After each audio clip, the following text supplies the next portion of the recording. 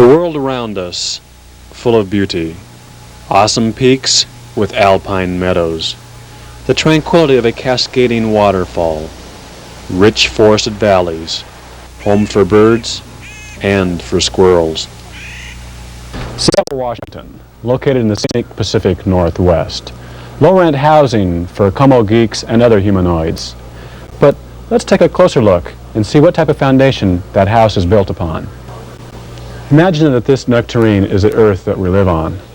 The thin skin equal to the crust that we live on. The pulp of the nectarine, like the fluid mantle of the earth, always constantly in motion.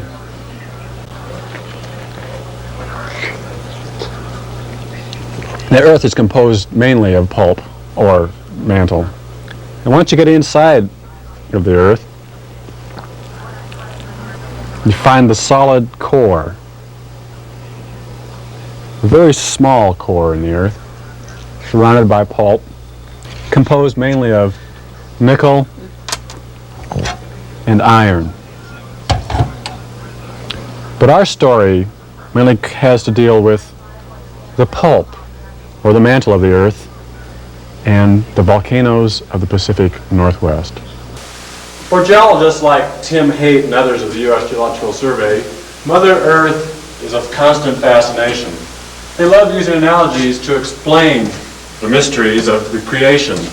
And here, perhaps, we have a very fine view of one of the Earth's strangest forms, the birth canal.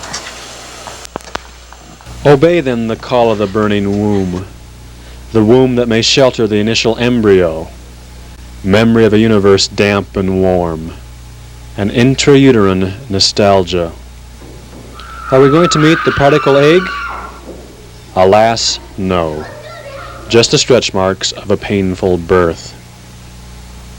What the earth spits is the unconsummated, the virgin, substance that already was when everything began.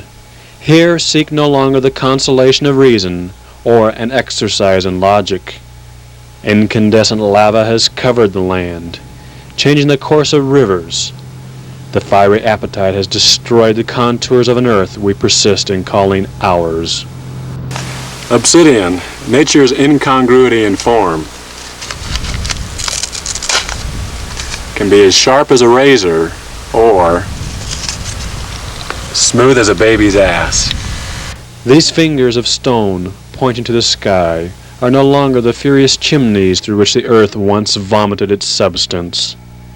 Age has stripped them of their useless rock, abandoning these old men to the dreams of time, a geologic security service to keep watch and wait.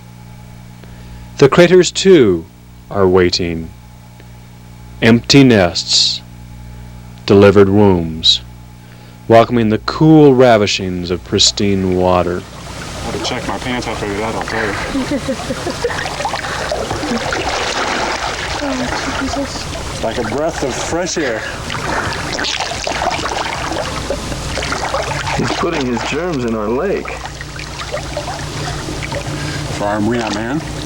Makes me very, very nervous. Well, now that you're in there, what do you think? I think Esther Williams has a lot to worry about if this fad catches on. You'll get my little embarrassed face. Feels like you've been dipped in mint. Jeez, good enough to eat. Oh, I thank you, Dee. It's a nice thing you said all day. Housewives' major concern these days seem to be with ring around the collar.